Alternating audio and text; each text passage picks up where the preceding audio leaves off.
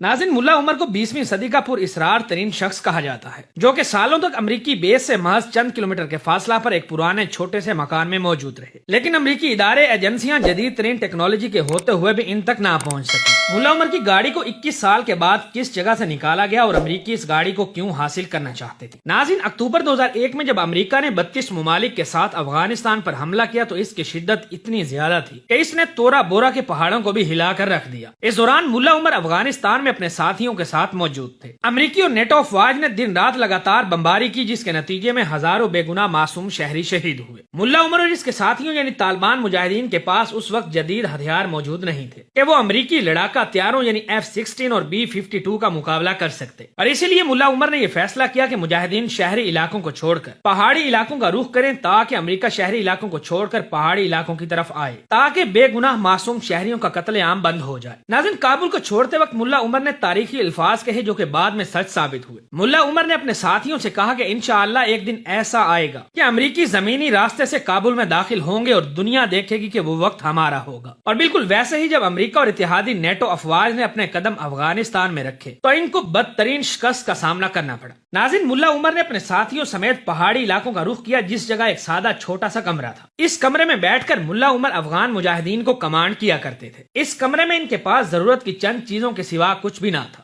ناظرین، ملا عمر کو ختم کرنے کے لیے امریکہ نے افغانستان پر 2 ماہ سے بھی زیادہ لگاتار بمباری کی، لیکن امریکہ ملا عمر کو ڈھونڈنے اور ختم کرنے میں کامیاب نہ ہو سکا۔ اس سب کے ساتھ ساتھ امریکہ کے جدید ترین سیٹلائٹس اور 32 ممالک کی انٹیلیجنس نے افغانستان کا چپا چپا چھان مارا، مگر ملا عمر کا کوئی سراغ نہ مل سکا۔ پوری دنیا حیران تھی کہ آخر یہ کیسے ممکن ہے کہ امریکہ دنیا کی جدید ترین ٹیکنالوجی کے باوجود ملا عمر تک پہنچ نہ سکا، اور آخر افغان مجاہدین کے پاس ایسی کون سی طاقت تھی جس نے امریکہ جیسی سپر پاور کو گھٹنے ٹیکنے پر مجبور کر دیا۔ ناظرین، بے شک افغان مجاہدین کے پاس جدید ترین ہتھیار تو موجود نہیں تھے، لیکن ان کے پاس جاسوسی کا وسیع نظام موجود تھا۔ یہ ملا عمر کے قریب ترین ساتھی تھے جو ملا عمر کے لیے اپنی جان تک قربان کرنے کے لیے ہر وقت تیار رہتے تھے۔ یہ کبھی بھی ایک دوسرے کے ساتھ موبائل فون یا انٹرنیٹ کے ساتھ رابطہ نہیں کرتے تھے، بلکہ ہمیشہ ایک دوسرے سے رابطہ کرنے اور معلومات شیئر کرنے کے لیے خود ایک جگہ سے دوسری جگہ جا کر خطوط کا تبادلہ کیا کرتے تھے۔ یہ ایک ایسا طریقہ تھا جس کے ذریعے دنیا کی کوئی بھی ٹیکنالوجی اس کو ٹریس نہیں کر سکتی تھی۔ یہ اپنے خطوط میں زیادہ تر کوڈ ورڈز کا استعمال کرتے تھے جس کو عام لوگوں یا دشمن طاقتوں کے لیے سمجھنا ناممکن تھا۔ ناظرین، ملا عمر نے امریکہ کے افغانستان کے حملہ کے بعد کبھی بھی موبائل فون استعمال نہیں کیا تھا، اور محض چند قریبی ساتھیوں کے علاوہ کسی کو بھی یہ معلوم نہیں تھا کہ ملا عمر کہاں اور کس جگہ پر رہتے تھے۔ اس کے علاوہ ملا عمر کے پاس قرآن پاک اور ایک ڈائری ہوا کرتی تھی جس میں یہ اپنی زندگی کے تمام احوال لکھا کرتے تھے۔ افغان طالبان کے ترجمان ذبیح اللہ مجاہد کے مطابق ملا عمر 2013 تک اسی خفیہ ٹھکانے میں موجود رہے۔ آپ لوگوں کو یہ بات سن کر حیرانگی ہوگی کہ یہ خفیہ ٹھکانہ امریکی بیس کے محض چند کلومیٹر کے فاصلہ پر موجود تھا، اور امریکہ کو اس کی خبر تک نہ تھی۔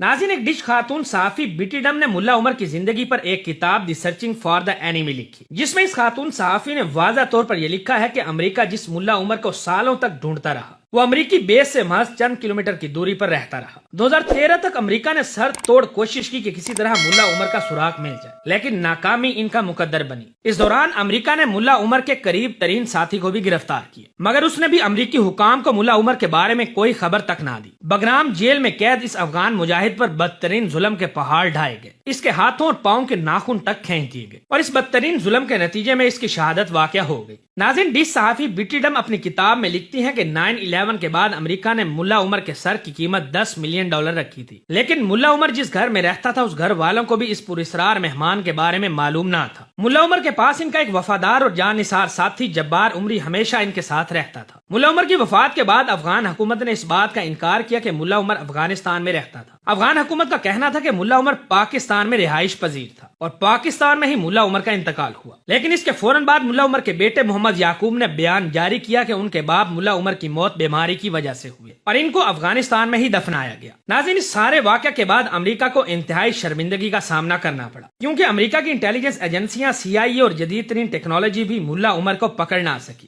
بے شک یہ اللہ پاک کی مدد ہی تھی جس کے آگے دنیا کی تمام تر طاقتوں کو ناکامی نصیب ہوئی۔ ناظرین، اب آخر میں ملا عمر کی گاڑی کے بارے میں آپ لوگوں کو بتاتا چلوں کہ افغان طالبان کے ترجمان نے ملا عمر کی گاڑی کے حوالے سے ایک بیان جاری کیا۔ ان کے مطابق اس گاڑی کو 2001 میں زمین میں گڑھا کھود کر دفنا دیا گیا تھا تاکہ یہ محفوظ رہے۔ یہ گاڑی ٹویوٹا کرولا گاڑی تھی جس کو افغان طالبان نے اپنے امیر ملا عمر کی نشانی سمجھ کر محفوظ کر لیا تھا۔ امریکی خفیہ ادارے کئی بار اس جگہ گئے جہاں ملا عمر کا گھر تھا تاکہ ثبوت کے طور پر کوئی بھی چیز مل جائے۔ امریکی اداروں کو اس بات کا یقین تھا کہ ملا عمر کی گاڑی ملنے کی صورت میں فنگر پرنٹس حاصل کر کے ملا عمر کو وہ بآسانی پکڑ سکتے ہیں، لیکن ملا عمر کے وفادار ساتھیوں نے ملا عمر کے کہنے کے مطابق ان کے ذاتی سامان اور گاڑی کو زابل کے ایک ویرانے میں دفنا دیا تاکہ امریکہ کو ملا عمر کے بارے میں کوئی بھی ثبوت نہ مل سکے۔ میڈیا رپورٹس کے مطابق ملا عمر کی گاڑی کو 21 سال کے بعد نکالا گیا۔ حیرت کی بات تو یہ ہے کہ یہ 21 سال کے بعد بھی اپنی اصل حالت میں موجود تھی۔ ویڈیو اچھی لگے تو اسے اپنے دوستوں کے ساتھ فیس بک، واٹس ایپ اور دیگر سوشل میڈیا پلیٹ فارم پر بھی شیئر کریں۔